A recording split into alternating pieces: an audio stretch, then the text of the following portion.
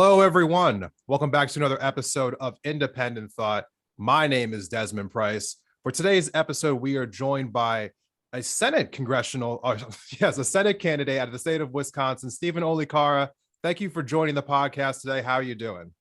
Thank you for having me, Desmond. Doing well. This is the final and exciting stretch of our Senate campaign here in Wisconsin, and our whole campaign is focused on getting on the debate stage. You may remember with the presidential candidates, with Andrew Yang and others, they set these thresholds to get on the debate stage, and we want to have independent thinkers on those debate stages. So that's a big thing we're focused on. We need 5,000 different donors. So that's the big thing with their campaign right now. Otherwise, summer has arrived here in Wisconsin, and it's great to be on the show. Thank you so much for joining us. And let's kind of just hop right into it. You are the first person to come onto the show who is running for Senate. We've had some people come on the show before who are running for Congress, which is also a big deal, but the Senate, one of 100 people, it's a very significant position in our country. Why are you particularly running for this office, and what do you hope to bring that's different from what's currently there? Yeah, there are two reasons. One is our democracy is at an inflection point, and the last 10 years of my life have been focused on political reform. How do we change the incentives in our politics in order for us to meaningfully take on gun violence prevention or to take on climate change? And I think people sense that this system is not on the level right now. Something has broken down when there are solutions with 90% support that don't get passed through Congress, or just, our basic needs being met. Congress is just not working for us right now. And so we now see this rise of disillusionment. Here in Wisconsin, 80% of Wisconsinites believe the federal government is broken. So my whole mission is fixing our politics. And the second thing is the qualifications for this job. This is a legislative seat where you need to actually deliver legislation for your constituents. And I bring the most federal legislative experience to this race through my time as the founder and CEO of Millennial Action Project, which is a group that convenes and mobilizes 2,000 young elected leaders across the country, including in Congress. And the final thing is Wisconsin has become the tipping point state for the country. Trump won here, and that helped Trump win nationwide. And then Biden won here, and that helped Biden win nationwide. We usually have some of the narrowest margins in the Senate and gubernatorial and presidential races. And so if we can unlock the new politics here in Wisconsin that's pro-democracy and pro-bridge building and pro-dignity, then we will not only transform politics here in Wisconsin, it will have a ripple effect nationwide. And that's, I think, a movement whose time has come. So we're going to talk more about each one of those issues as we go forth in this episode. And obviously you are running for a federal office. So if you were elected, you would be making legislation, writing legislation for people that would, affect everyone in the country, not just people in Wisconsin. Right. But specifically, since the people of Wisconsin are sending you to the Senate if you were to be elected, what is the most important issue that you want to address for the people within that state? And how do you plan on doing that specifically? It depends where you go in the state. If you're on a college campus, there's a lot of talk about climate change in a lot of suburban areas, gun violence prevention. In businesses across the state, inflation and hiring are big problems. But there's one underlying issue that cuts across all of this that has made our campaign such a unifying force across Wisconsin. That is the basic trust in our government, the loss of our faith in the democratic in our political process. Like I mentioned, 80% of Wisconsinites believe the government is broken. And so I'm running on a platform of getting big money out of politics, ending the legalized bribery in Congress, because those are the fundamental issues behind whether or not our government even delivers for us. And so that's why our campaign resonates equally as well in, say, Madison, Wisconsin, blue progressive area, as well as in the northern and rural parts of our state. And that is a different coalition. We haven't seen something like that in a long time. So I think this basic issue of democratic health is on the minds of everyone right now. Right. And so I think you were trying to speak to some of that on your platform as well. I went through, I read the different pillars of your platform. Yeah. The thing you have at the very top is referencing something called the exhausted majority. Yeah. So, as somebody who's gone through a few different platforms at this point, having different candidates on this show, that's the first time that I heard that phrase being coined. What exactly does that mean? And obviously, it must have been an important thing to you in order for it to be so center on your page. What do you plan to do to, I guess, address the concerns of this exhausted majority? The exhausted majority is the key to changing our politics. It's a group of people, cross-partisan group of people who are just totally fed up by politics and are looking for something different. They want their leaders to work together and get things done. And a lot of them feel politically homeless right now. So in order to win in this election, you have to not only fire up your base, but also attract the exhausted majority. But it's even bigger than that, though. I believe the future of our democracy hinges on whether or not we're able to attract this exhausted majority. The challenge, the reason why most candidates don't do what I'm doing right now is because it's hard. The easiest thing to do is just appeal to your party's most fired up activist base because they're the most likely voters. And so what we've noticed in this campaign is the people who want different don't see different. What I mean by that is the people who are looking for different politics are also not engaging in it regularly. They aren't showing up to party committee meetings. They may not even know who all the candidates are in this race.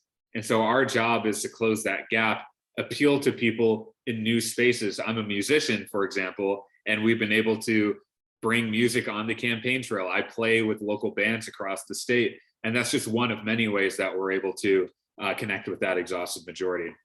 Okay. So let's specifically address some of the policy issues right now. I mean, obviously, I've seen that you have quite a few different things that you proposed on your website as far as what you want to address if you were to be elected. I also want to talk about just the news of what's happening in our country right now. It feels like there are a couple different issues that are floating over us right now that just need to be addressed by, I think, by anybody who's running for office. Particularly, let's talk about gun reforms. We have seen mass shootings happening, not just in places like Buffalo and Uvalde, but frankly, they're happening all over the country. They're just not as widely reported. So there is gun violence happening in America. It seems as though there are different factions of this country who are just have different solutions, but it seems like people want solutions in general. So for you, what specifically do you want to propose as far as how we should address the gun violence in America? And do you have any particular reforms that you have already tried to do in the past? Absolutely. I've taken the time to listen to Wisconsinites across the divide. We did over 150 events. We had what we called our dignity tour, which is just to listen to people. And, when you truly listen, which is the whole theme of our campaign, you can be in rural Wisconsin, hear people who want guns for self-protection because the nearest law enforcement might be 50 miles away. You have people in urban areas who've seen so much gun violence and they want to get guns off the street. You have people who want to use guns recreationally. You have people who are strongly in support of gun control, but maybe part of a group, a disenfranchised group. That is the focus of discrimination and anti-Semitism, for example. And people in those communities actually want firearms and want to learn how to use it for self-defense. So you hear all these different stories, but there is a lot of common ground. In fact, we hosted a town hall on finding what we call higher ground solutions, where we had gun rights people, gun responsibility people, Democrats, Republicans, Independents. And I think the higher ground is a rebirth of responsibility and respect to really break the cycle of this violence. An example of a solution, and I'm the only candidate calling for this, this is my signature proposal, is universal gun licensing. In order to drive a car, you need to be old enough, first of all. Then you need to go through driver's ed. Then you need to pass a driver's test. You get a driver's license. You need to renew that license over time. No one would be comfortable with people driving on the street here with people who don't have licenses and don't know how to use a car. The same thing applies for guns. We need people who want to use guns to go through that same type of process, training, test, license, to ensure that they can use that gun safely. And in the states where that law has been implemented, there's been a 30% or more reduction in gun violence. So that's just an example of something that I think truly cuts across party lines and the divides of our state while also reducing gun violence. Now, I have a track record working on this. You asked about what have I done before. With my organization, Millennial Action Project, after the Parkland shooting, we convened Democratic, Republican state lawmakers, met with the Parkland students, and were able to pass a bill on gun violence prevention. We saw that there was this ban on the CDC from studying gun violence as a public health issue. So we lifted that ban, was signed into law, and ultimately the CDC is now funded and authorized to study gun violence as a public health issue. So now when you hear people like President Biden saying the number one cause of death among children today is gun violence, that finding comes from the CDC research that we're talking about here. So that is the first gun violence prevention bill to pass through Congress in over 2 decades. And I point to that not to say that that solves all the problems. It's certainly an important step, but it really shows that this style of leadership is what delivers results. This is what changes things. And that's what I want to build on in the US Senate. Perfect. So I think the next question I have for you here feels equally as, I guess, permissive in our culture right now. Inflation is a conversation that's happening all over the place. I'm getting emails from both my Democratic and Republican senators out here in Montana, both having different blames about what's causing inflation. But regardless of whatever it is that's causing it, it's impacting all of us in different ways, especially when you think about gas prices. What specifically needs to be done to combat inflation right now? And what would you propose if you were elected to the Senate? Well, first, this is an issue like many others where it's really important to have an independent mind. It's not helpful to view this issue through the lens of partisanship and partisan blame, because frankly, the issue is more complicated than that. And when you see higher gas prices, I don't think anyone cares whether a Democrat or Republican did that. They just saw that they just paid $100 for their gas. So when you look at this issue honestly, you see a few things. One is that the pandemic created a number of supply chain shortages because you had demand in some areas go up, you had demand in other areas go down, and the global supply chain was just not prepared for that. You add on top of that we've had historically low interest rates from the Fed. You add on top of that the federal government was using their fiscal policy to pass $6 trillion in different forms of aid, a lot of which was extremely helpful and impactful, but some might say that overheated the situation as well. And then you've also got ports and other aspects of our infrastructure that are now getting overloaded. And so you're seeing these price shocks, and it's not sustainable. We do have to take this on. And so I do want a holistic approach to that. And the first thing I'll say to people is always keep your BS radar up for candidates who are promising everything, who think they can do everything. The reality is you have different levels of government, different branches of government. And so I'm going to be specific on what a US Senator can do. Because at the end of the day, the Federal Reserve has a huge impact through monetary policy on the flow of cash in our country. And now we just saw that they are going to be raising their interest rates. So, they're going to be doing their thing. Now, as a senator, one thing that I can be directly involved in helping with is first alleviating some of the supply chain bottlenecks through some smart investments, not only in infrastructure, but actually in just logistics and the operations behind the supply chain. And the other thing is to be even smarter and more targeted about the spending coming out of Congress. And I believe, I'm obviously running as a Democrat, so I believe that government has an important role to make a positive difference in people's lives. But one thing I saw behind the scenes in Congress is this dynamic of Christmas treeing up pieces of legislation. And what that means by Christmas treeing a bill is everyone adds their thing to it. Sometimes it has nothing to do with that bill.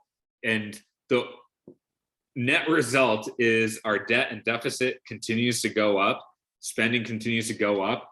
And a lot of times it's not actually having the desired effect, because now think about it, inflation disproportionately hurts people who are poor.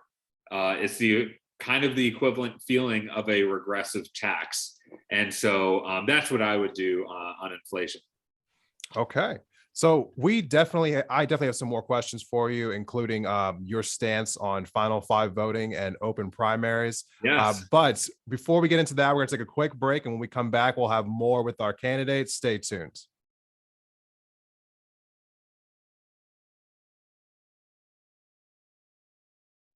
Welcome back from the break, everyone. Thank you for sticking with us through this episode of Independent Thought. So, Stephen, during the break here, you were talking to me about the threshold to get onto the debate stage in Wisconsin. Now, the state of Wisconsin has implemented a standard that you have to have at least 5,000 individual donors in order to get onto the debate stage. But you tell me that they only informed you of this just a couple weeks ago? Yeah. Yeah, that's right. I mean, first of all, let's talk about the fact that there haven't been any debates yet in this race. And when you don't have a debate of ideas, you have a race to have the most TV ads, and whoever the self-funders are will emerge there. And if you want a campaign that's all about money, you're not going to get good public servants. You want people who can engage, be effective meeting with voters, and have ideas. We've done over 150 events. The legacy media here doesn't even show up to events that have all the major candidates present. They've been to 0 of those. And so now there's finally going to be one televised debate on July 17th. And look, the corporate legacy media, they like their kind of candidates, and they're working so hard to suppress our voices here. And the reason we know that is not only did they put this arbitrary financial threshold after we all just qualified to be on the ballot. I mean, I talk to people who say to me, especially people in more disenfranchised communities, they'll say, why wouldn't they just have all the candidates who qualify to be on the ballot, which is 8 people? Why wouldn't you just want all of them to be on the debate stage? That's the responsibility of media to inform people on their options. And the fact is, that's not what's going on. So then they arbitrarily set this threshold, and then they notify the big money establishment candidates before they notify the rest of us. And so the timing was not equal. So look, at the end of the day, structural inequalities in our political system of oppression and suppression in our politics has existed from the beginning of our country. There's nothing new about this right now. Our job as people who are coming from underrepresented communities, as people who want real change in our politics, who are more maybe independent-minded thinkers, our job is to overcome those barriers, and we will. We launched a major campaign last week calling on everyone to donate $1 or $3 or $5 to our campaign at StephenOlikara.com/revolution.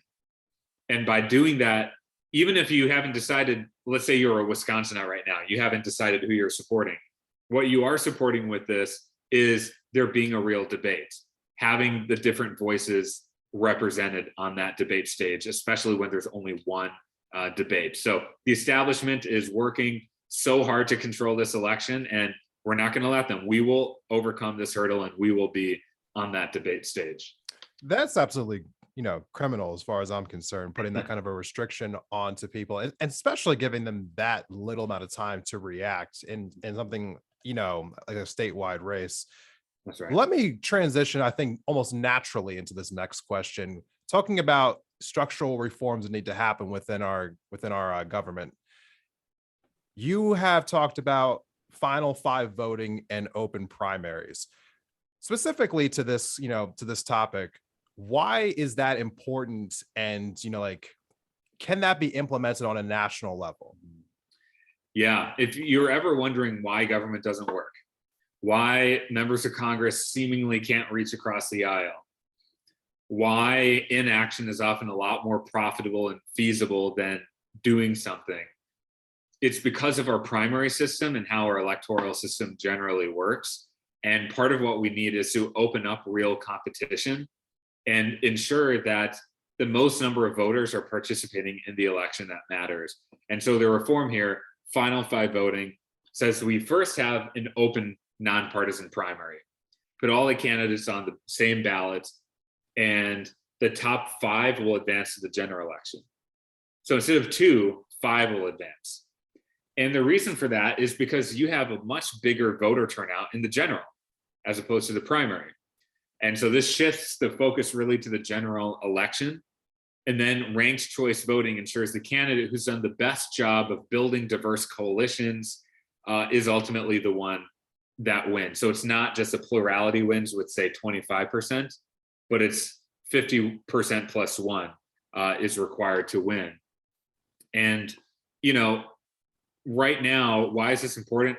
Roughly 9% of Americans are electing 90% of Congress. And so you wonder, why is it that people hate Congress, has like the lowest approval ratings ever in history, and yet so many of them keep getting reelected? Well, this is why, because you have such a narrow slice of usually more extreme voices voting in the primary, and then you're usually choosing between the lesser of two evils in the general election. And most of those general elections are not competitive seats. They've been highly gerrymandered to be safe. So that's why you have the systemic breakdown. This issue, I feel like, is where gerrymandering reform was 10 years ago. People are now starting to really understand it, hear about it. I did an event yesterday, asked, who here has heard of ranked choice voting? 70% of the audience rose their hands. So this is one of the most impactful reforms. And I'm proud to be the only US Senate candidate, not only in Wisconsin, but in the entire country right now, championing open primaries and ranked choice voting. Hey, more power to you. I think those are things that we definitely need to see across the country. As far as I'm concerned, it's more choices are better. Yeah. And, people who are forced to have to like reach out to more people, build broader coalitions, I think that only does a service to all of us by lowering polarization. So my hope is that does in fact go into effect in more places, if not nationally, then hopefully more localities, more states, so on and so forth. Yeah. One final question I have for you, and this is kind of something that's near and dear to my heart right now, that's particular to the Senate, the filibuster. Mm-hmm. It is, in my mind, I'll ask you your opinion here in a moment here, but in my mind, it has become a tool of obstruction for whatever party is in power to basically just keep the majority from getting anything done. I happen to believe that it's kind of long past due as far as, us getting rid of it. But what's more important here is your opinion. You are running for the Senate. What do you think about the filibuster? Should it be kept intact? Should it be reformed to talking filibuster? Or should we get rid of it altogether? Like, what are your thoughts on its role in our Senate currently? Yeah, well, first, just to set the scene here, there's nothing about filibuster and certainly in the Constitution. This was a rule that was established in the Senate a long time ago. And yeah, there have been some people have seen the movie Mr. Smith Goes to Washington. There's this kind of romanticized vision of the filibuster where you stand on principle on an issue that matters a lot and you can educate people about it. So there's some rare cases where it has been used, I think, for good means. But as you noted, it's been used not only for a number of racist memes over the years, but also for just pure obstruction. If you plot on a graph, use of the filibuster, it's just gone up exponentially as polarization and tribalism has increased in our country.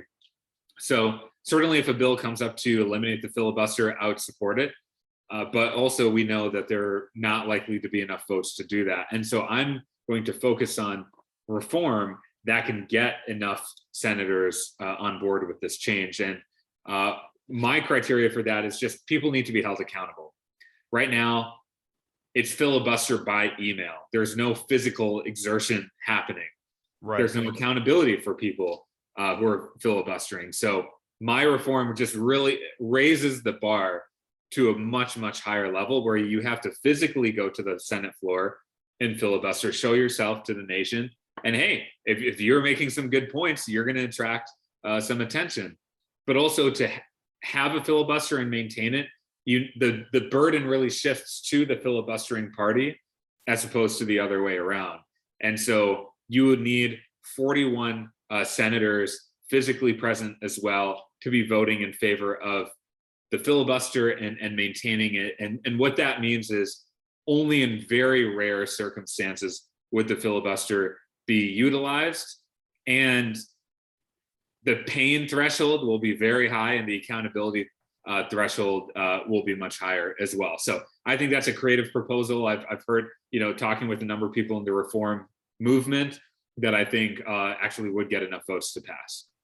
All right. Well, I thank you so much for coming on today and talking to us about these issues, Stephen. Where can people find out more about you and learn about your campaign? Yes. So it would be great if you can, mention or post this in the description as well. But it's just www.stephenolikara.com. We need your help to get on the debate stage. Send us $1 or $3 or $5, and it'll make a big difference. You can do that just straight on our website, or go straight to the link, stephenolikara.com/revolution. All right. Those links will in fact be in the episode description. So if you are listening to this right now, please go down and check those out. I want to thank everyone for coming on. Well, I want to thank you for coming on to the show today. I want to thank everyone else for listening. We will have more with Independent Thought back in the future. If you liked this episode, please go ahead and share it on social media. Tag Independent Thought on Instagram, Twitter, and Facebook. We will see you in the next one. Take care.